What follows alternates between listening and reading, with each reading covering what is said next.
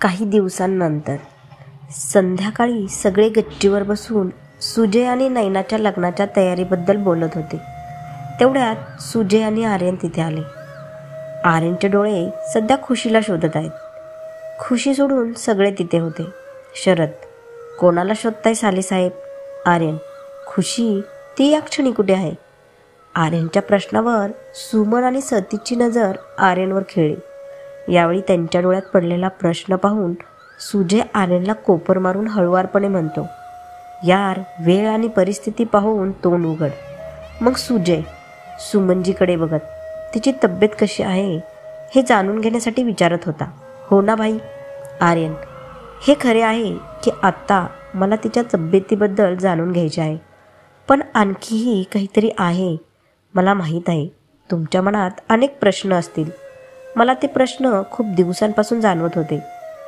मग सुमनच्या पायाजवळ बसून, मला माहीत आहे आंटी, तुम्ही असा विचार करत असाल, मला का एवढी तिची काळजी आहे की त्या दिवशी मी स्वतःला तिच्यासाठी धोक्यात टाकलं.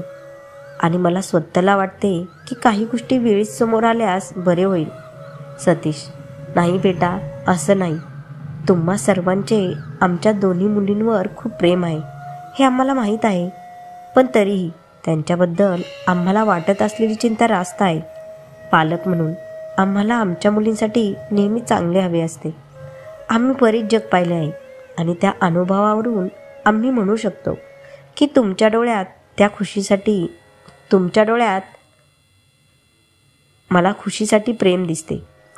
तुम्ही न सांगता आम्हाला जे वाटते ते खरे आहे की नाही आम्ही तुमच्यासोबत पुष्टी करू इच्छितो, कारण ते खरे नसणे शक्य नाही. आर्यन, तुम्हाला जे वाटते ते खरे आहे. होय, माझं खुशीवर खूप प्रेम. होय, मी खुशीवर खूप प्रेम करतोय. ती माझ्यावर प्रेम करते की नाही माहीत नाही, पण एक दिवस ती माझ्यावर प्रेम करेल याची मला खात्री आहे. सुमन, ती तुमच्यावर प्रेम करते की नाही याची काळजी करू नका, कारण ती तुमच्यावर प्रेम करते. मी तिला लहानपणापासून वाढवले आहे. तिला तिच्या भावना समजण्यास उशीर होतो, पण मला समजते. ती कोणावरही सहज विश्वास ठेवत नाही, पण बेशुद्ध अवस्थेतही ती तुमच्यावर विश्वास ठेवते. तिच्या प्रेमाचा यापेक्षा मोठा पुरावा काय असू शकतो? ती स्वतः हे कधीही मान्य करणार नाही, म्हणून मला तिला हे सर्व सांगावे लागेल. आर्यन, नाही आंटी, मला हे नको आहे. मला असे वाटते की खुशीने माझ्या प्रेमाची जाणीव स्वतःच्या आतून अनुभवावी, कोणाच्या सांगण्यावरून नाही. बरं, तिने आधीच माझ्या कुटुंबाला स्वतःचं म्हणून स्वीकारलं आहे. मला थोडा वेळ हवा आहे जेणेकरून मलाही ती स्वीकारू शकेल. मला खात्री आहे की तुम्ही सर्व मला यात नक्कीच साथ द्याल. असं म्हणत आर्यन सगळ्यांकडे बघायला लागतो.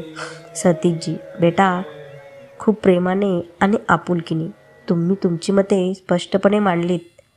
आम्हाला आनंद आहे की आमच्या दोन्ही मुलींना असे सासर आणि प्रेमळ माणसे मिळाले आहेत. आर्यन आजीकडे गेला. सॉरी आजी, मी तुला सांगू शकलो नाही. आजी आर्यनच्या गालाला स्पर्श करत म्हणाली, बेटा, काळजी करू नकोस. मी पण तुझ्या आईची आई आहे. मला सर्व काही माहीत आहे. फक्त मलाच नाही तर घरातील सगळ्यांना माहीत आहे. आम्ही फक्त तुझ्या होची वाट पाहत होतो. आणि तसे तू म्हणत असशील तर छोट्याबरोबर तुझेही लग्न करून देऊ का? आर्यन, नाही, आत्ता नाही आजी. आधी नवरीला तर तयार होऊ दे. तोपर्यंत आपण सुजयच्या लग्नाचा आनंद घेऊ.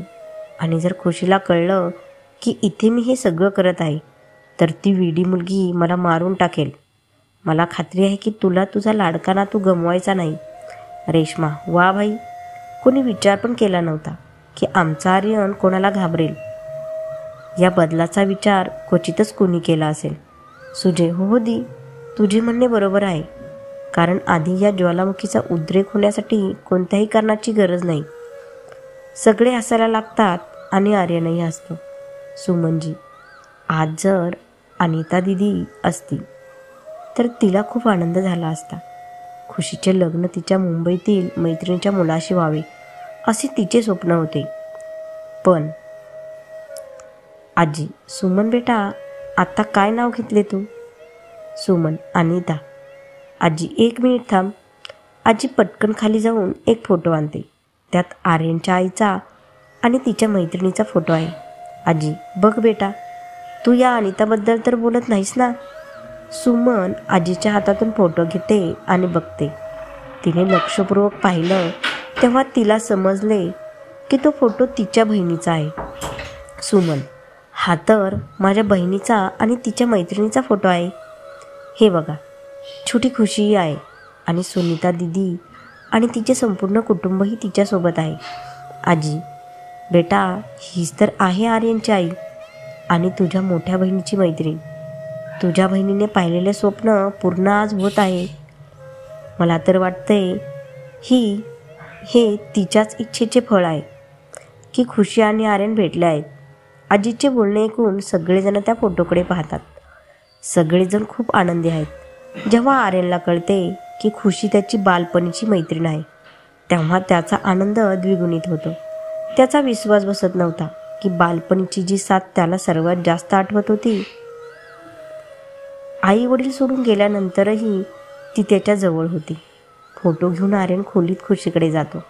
खुशी सध्या काही फाईलमध्ये व्यस्त आहे. आर्यन तो फोटो खुशीसमोर ठेवतो. खुशीने भरलेल्या डोळ्यांनी तो फोटो पाहिला आणि आईचा फोटो उचलून तो कुरवाळू लागली. अश्रू जमिनीवर पडत होते. अचानक तिची नजर फोटोत असलेल्या आर्यनवर थांबते आणि तिचे डोळे अश्रूंनी भरलेले असूनही तिच्या ओठांवर हसू उमटते. ती त्याला स्पर्श करत म्हणाली, अक्कडू माकड, कुठे आहे तू? आर्यनकडे बघून खुशी म्हणाली, तुम्हाला हा फोटो कोठून मिळाला? जर तुम्हाला हा फोटो मिळाला असेल तर तुम्हाला नक्कीच माहीत असेल की आंटी आणि तिचे कुटुंब कुठे आहे आणि माझे आकडू माकड देखील. खुशी उठण्याचा प्रयत्न करते पण काही पावलेही चालता येत नाही. ती पडणारच होती पण आर्यन तिला आपल्या मिठीत घेतो आणि तिला पुन्हा बेडवर बसवतो. खुशी, आर्यन बोला, कुठे आहेत आंटीची फॅमिली? फोटो बघत आणि माझा आकडू बंदर. सगळे रूममध्ये आले. तेव्हाही खुशी आर्यनला विचारत होती. सुमनला माहीत होतं की खुशीला आईचा फोटो मिळताच ती स्वतःला सांभाळू शकणार नाही, म्हणून ती आत आली. तिला समोर बघून खुशी म्हणाली, आई, तुला माहीत आहे का, आर्यनजी सुनीता आंटींच्या कुटुंबाला ओळखतात. आता आपण त्या लोकांना शोधू. पहा, त्यांनी मला हा फोटो दाखवला आहे. आर्यन खुशीजवळ जाऊन, तुला खरंच त्यांना भेटायचं आहे का? खुशी रागाने, तुम्हाला वाटते का मी मस्करी करण्याच्या मूडमध्ये आहे? लवकरात लवकर मला त्यांच्याकडे घेऊन जा. जमत नसेल तर मला त्यांचा पत्ता द्या, मी स्वतः भेटेल. त्या रात्री आईबाबांचे काय झाले हे फक्त त्यांनाच माहीत आहे.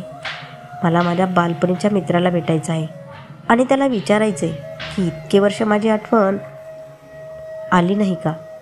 त्याला मला भेटावंसं वाटलं नाही का? आर्यन, काय माहीत, तुझ्या मित्रासोबत असं काही घडलं असेल ज्यामुळे तो सगळं विसरला असेल. तुला पण. खुशी, काही हरकत नाही, मी त्याच्यासमोर येताच तो मला ओळखेल. तुम्ही मला आंटीकडे घेऊन जा. आर्यन, पण ती जिथे आहे तिथे कोणीही जाऊ शकत नाही. खुशी, का जाऊ शकत नाही? आर्यन, कारण ती आता या जगात नाही. खुशी, पण त्यांना काय झालं? आणि माझं आकडू माकड आत्ता कुठे आहे? आईने मला सांगितले होते ते मुंबईतच कुठेतरी राहत होते आणि आता माझ्याकडे त्याचा फोटो देखील नाही. आर्यन, हा फोटो त्याच्या लहानपणाचा आहे. यावरून तू त्या आकडू माकडाला कसे ओळखशील? खुशी, तो माझ्यासमोर आल्यावर मला समजेल. रेश्मा, मग तू त्याला अजून कसे ओळखले नाहीस? खुशी, दी, मला समजलं नाही.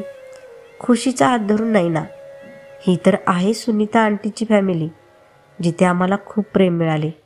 तू स्वतः म्हणाली होती की इथे तुला एक वेगळीच आपुलकीची भावना वाटते, पण त्यावेळी आपल्यापैकी कोणालाही समजले नाही.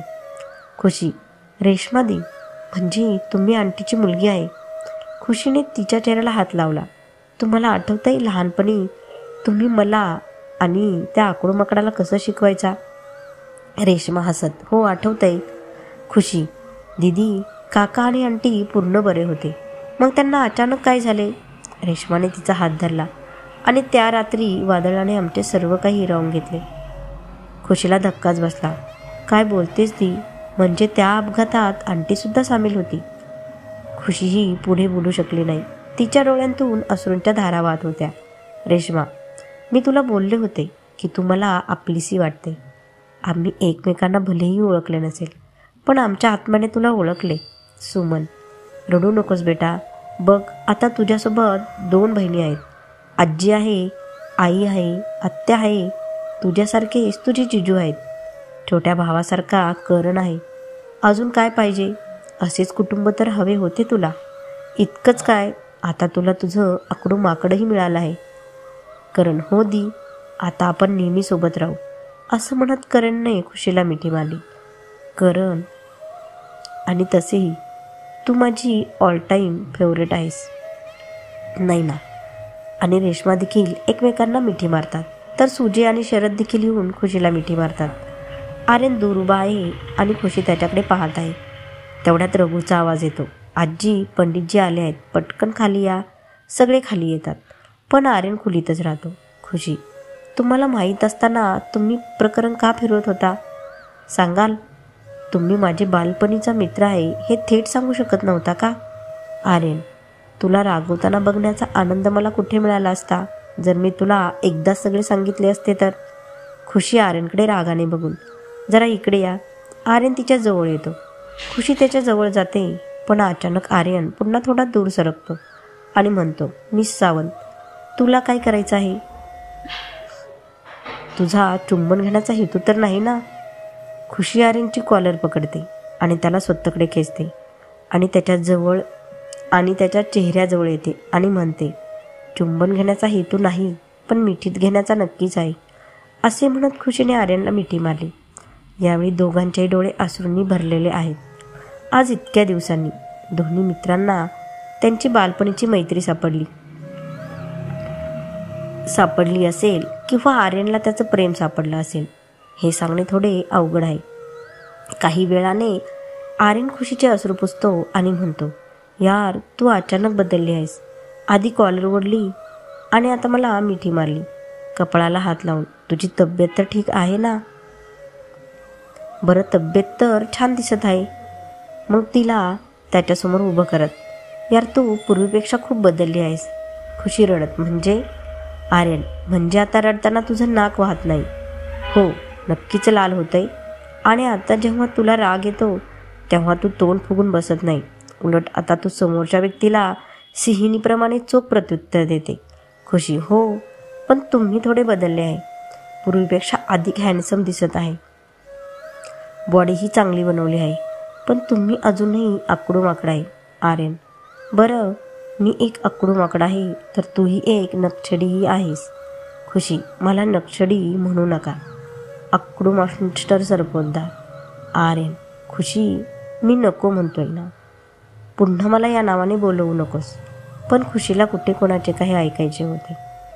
ती त्याला त्याच नावाने पुन्हा पुन्हा चिडवते. आर्यन, तू माझे ऐकले नाहीस ना. आता तुला याची शिक्षा मिळेल. बरोबर मिळेल. खुशी, मोठे आले राक्षस सरपोतदार, मला शिक्षा करणार. चला, आधी मला पकडून तर दाखवा. खुशी इकडे तिकडे खोलीत कधी पलंगाच्या वर तर कधी खाली धावू लागते आणि आर्यन तिला पकडण्याच्या प्रयत्नात तिच्या मागे असतो. अचानक आर्यनच्या हातात खुशीचा हात येतो. आर्यन तिला आपल्याकडे खेचणार होता तेव्हा अचानक त्याचा पाय घसरला आणि तो खुशीसोबत बेडवर पडला. तो तिला पकडून बेडवर पडला. आता आर्यन पलंगावर आहे आणि खुशी त्याच्या शेजारी आहे. खुशीचे डोके आर्यनच्या छातीवर आहे आणि तिचे सर्व केस आर्यनच्या चेहऱ्यावर आहे. आर्यन तिच्या केसांना कानामागे करत, मी तुला त्या नावाने हाक मारायला मनाई केली होती, पण तू कुठे ऐकतेस? आता बघ मी काय करतो. असे म्हणत त्याने खुशीचे दोन्ही हात पकडून मागे वळवले. खुशी, मी तुम्हाला घाबरत नाही. आकडू मॉन्स्टर सरपोतदार. आर्यन, तू असं अजिबात बोलायला नको होतंस. असे म्हणत आर्यनने आपल्या ओठांना खुशीच्या गळ्याजवळ आणले. जवळ येऊन तो म्हणतो, आता भीती वाटते? खुशी, अजिबात नाही. आर्यनने आता आपली बोटे खुशीच्या मानेकडे फिरवली आणि मग हळूच तिच्या कानाजवळ जाऊन, आता खुशी नाही. खुशी भलेही नकार देत होती, पण तिचे डोळे आता मिटले होते. आर्यन आपले होठ खुशीच्या ओठांच्या जवळ आणतो. या क्षणी त्याचा आणि खुशीचा श्वास एकमेकांच्या चेहऱ्यावर जाणवतो. आर्यनने खुशीच्या कपाळावर होठ ठेवले. तेवढ्यात त्याला आदित्यचा, मामीचा पुतण्या, ज्याला सगळे आदी म्हणतात, त्याचा आवाज ऐकू येतो. आर्यन पटकन उठला. खुशीचे डोळे अजूनही मिटलेले आहेत. आर्यन तिला उठवत म्हणतो, "ओये नक्षडी, उठ. तू मला घाबरत नाहीस हे मला मान्य आहे." खुशी आनंदाने, "तर आता मी तुम्हाला आकडू म्हणू शकते." आर्यन, "अजिबात नाही." खुशीने आर्यनला जवळ बोलवले आणि मिठी मारली आणि म्हणाली, "मी तुमच्या आदेशानुसार नाही चालणार. जर बोलायचेच असेल तर बोलू शकते, पण मी तुम्हाला पुन्हा त्या नावाने हाक मारणार नाही. माझ्यासाठी तुम्ही माझ्या आर्यनच ठीक आहे." आर्यन, "तुझा आर्यन, आर्यन, तुझा आर्यन." खुशी, "का तुम्ही माझे नाही का?" आर्यनने खुशीच्या कमरेभोवती हात घातला आणि तिला जवळ ओढले. "कदाचित तुला मला कोणत्याही नावाने हाक मारण्याचा अधिकार आहे. मी खूप पूर्वीच पूर्णपणे तुझा झालो आहे. तुला समजायला उशीर झाला." खुशी, "मला समजले नाही." तेवढ्यात सुजेसोबत आदी रूममध्ये आला. आधी येताच त्याने आर्यनला मिठी मारली. आदी, "भाई, मला तुझी खूप आठवण आली. तू कसा आहेस?" आर्यन त्याचा गळा सोडवतो, "मी पण ठीक आहे. तसे मलाही तुझी आठवण आली." आदी, "मला तर हिचकी आलीच नाही, पण तू म्हणतोयस तर आली असेल. बाय द वे, तुझ्या मागे ही सुंदर मुलगी कोण आहे?" सुजय, "ही खुशी, माझी साली साहेबा." आदी, "हाय, मी आदी, म्हणजे आदित्य शर्मा." असे म्हणत आदी हात पुढे करतो. खुशीने त्याच्याशी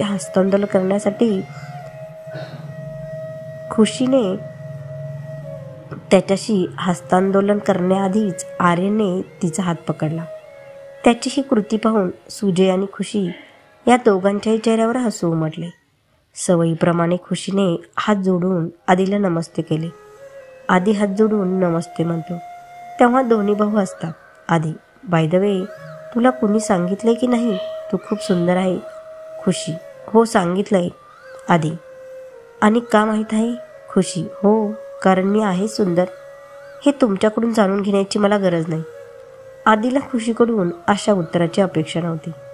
त्याला वाटले की तो इतर मुलींशी फ्लर्ट करतो तर त्या खुश होतात, तशीच खुशी होईल. पण आता ही आपली खुशी वेगळी आहे. पण आता ही खुशी आपली आहे, तर ती वेगळी असणारच. आदी, "सॉरी, मी तुमच्याशी फ्लर्ट करण्याचा प्रयत्न करत होतो, पण खरंच तुम्ही वेगळे आहात. यांची जी मामी आहे ती माझी आत्या आहे." खुशी, "मला माहीत होते की तुम्ही माझ्याशी फ्लर्ट करत आहे. आता मला खात्री आहे की आता हे कोणाशीही करण्यापूर्वी तुम्हाला माझी नक्कीच आठवण येईल." हळूच आदीच्या कानाजवळ जाऊन, "आणि दुसरे म्हणजे माझ्यासोबत पुन्हा फ्लर्ट करण्यापूर्वी माझ्या 2 बॉडीगार्डपासून वाचण्याचा सराव करा." आदी, "कुठे आहेत बॉडीगार्ड?" खुशीने आर्यन आणि सुजेकडे बोट दाखवल्यावर आदी त्यांच्या चेहऱ्याकडे पाहू लागला.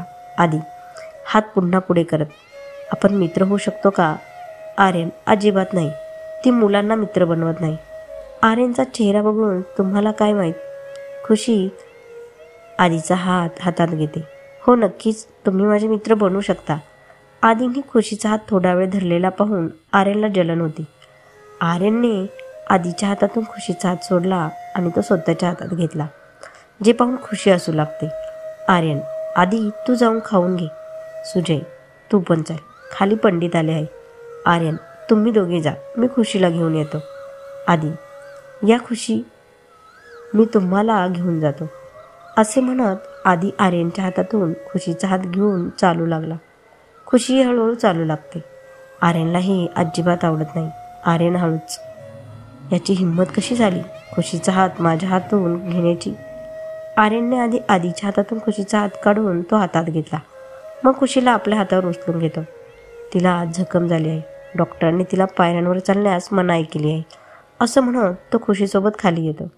त्याची ही कृती पाहून खुशीला मनातून आनंद होतो.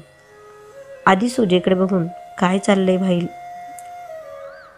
आधी सुजयकडे बघून, काय झालंय बाईला? सुजयने खांदे उंचावले. मला काय माहीत. हे पाहून मला स्वतःला धक्का बसला आहे. तुझं काय बाई, तू चल खाली ये, असे म्हणत सुजय खाली जातो. आधीही त्याच्या मागे खाली येतो. पंडितजी 15 दिवसांनी एंगेजमेंटची तारीख निश्चित करतात. आजी सतीश आणि सुमनजींना विनंती करतात की लग्न होईपर्यंत दोन्ही कुटुंब एकत्र राहावे. सतीशजी आनंदाने सहमत आहेत. दुसऱ्या दिवशी सगळे तयारीला लागतात. वेळ कमी होता, त्यामुळे आर्यन आणि सुजय बऱ्याचदा बिझी असायचे. खुशी आणि आदी बहुतेक एकत्र राहत होते आणि चांगले मित्र बनले होते. पण खुशीला आर्यनची खूप आठवण येत होती. हळूहळू खुशी ऑफिसला जाऊ लागली. गेल्या 2 दिवसांपासून आर्यन खुशीला भेटला नव्हता. आधी खुशीजवळ बसून आपल्या इंग्लंडच्या गोष्टी सांगत होता, पण खुशीचं लक्ष फक्त दाराकडे होतं. 2 दिवसांच्या विरहाने खुशीला कळून चुकले होते की तिलाही आर्यन आवडू लागला होता. आर्यनची आतुरतेने वाट बघत होती. तेवढ्यात सुजय आला. सुजय, कशी आहे सालीसाहेबा? खुशी अनिच्छेने म्हणाली. मी ठीक आहे जिजू. इथे मी ऑफिसमध्ये तर येते, पण मला कोणी काही करू देत नाही. आणि वर ही बडबड माझ्याजवळ बसवली आहे. बाय द वे, गेल्या 2 दिवसांपासून आर्यनची कुठे दिसत नाहीत. मला दिसलेच नाहीत.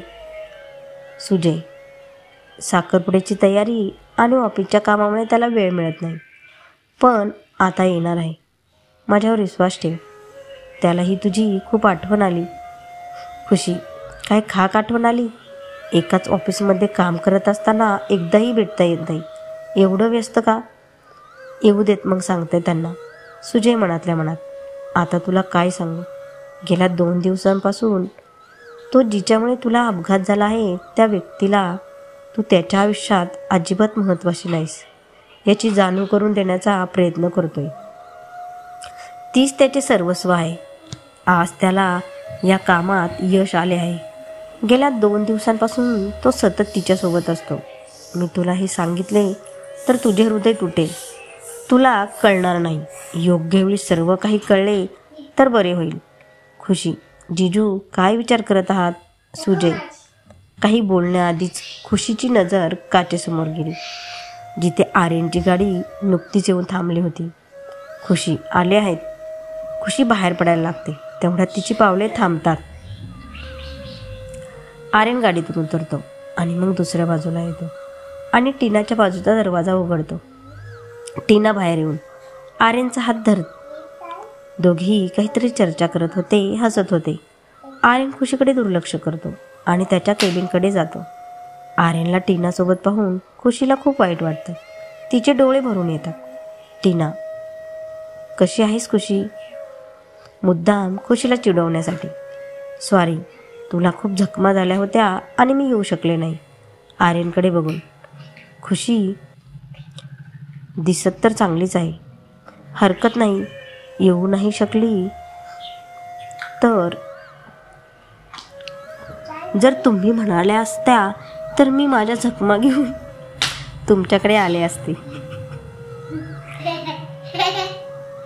आर्यन आणि सुजय दोघांनाही यावेळी खुशीचा राग आला.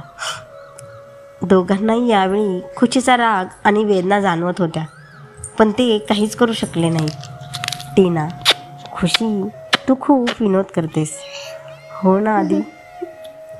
टीनाने आर्यनचा हात धरला आणि दोघे एकत्र हसले. खुशी, होय, मी तुम्हा लोकांकडून शिकले आहे. खुशी रागाने आर्यनकडे पाहते. सुजयला जाणवत होतं की खुशीला टीना आणि आर्यनला एकत्र पाहून खूप वाईट वाटतंय, पण हे सगळं तिच्या भल्यासाठीच घडत होतं. मात्र त्याचा आर्यनवर विश्वास होता की तो खुशीला सांभाळून घेईल. टीना, आर्यन, आता मी निघायला हवं. तू पण थकला आहेस. तू घरी जाऊन आराम कर. मी पण जात आहे. आर्यन, मी तुला घरी सोडतो. टीना, नाही, मी जाते.